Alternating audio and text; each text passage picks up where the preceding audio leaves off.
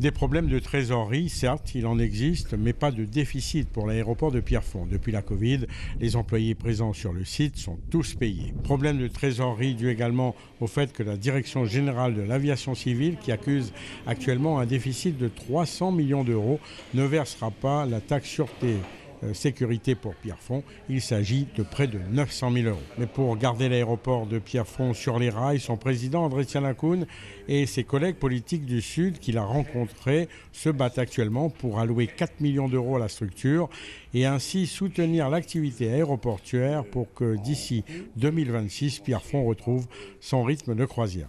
Je confirme que par rapport aux enjeux, 4 millions d'euros qui nous permettraient de compenser la période de neutralisation des activités dues à la Covid, donc pouvoir rejoindre une exploitation normale qui doit se faire au 1er janvier 2026.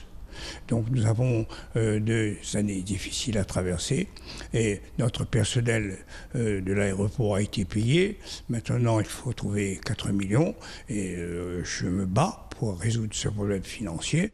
Air Austral devrait d'ici mardi prochain mettre un 3e vol à Pierrefonds le mardi durant les vacances et on devrait revoir un ATR d'Air Mauritius d'ici mai ou juin 2024 dans le sud. Monsieur le Premier ministre Anirout Dukdok a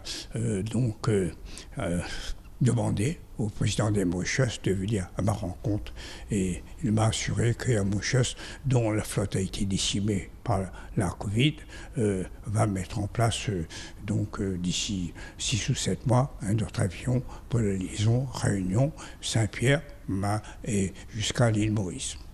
Et puis sachez que le département et d'autres collectivités publiques de La Rochelle en métropole vont mettre sur la table un peu plus de 3 millions d'euros pour combler le déficit de son aéroport Île de Ré où 240 000 passagers prennent l'avion tous les ans.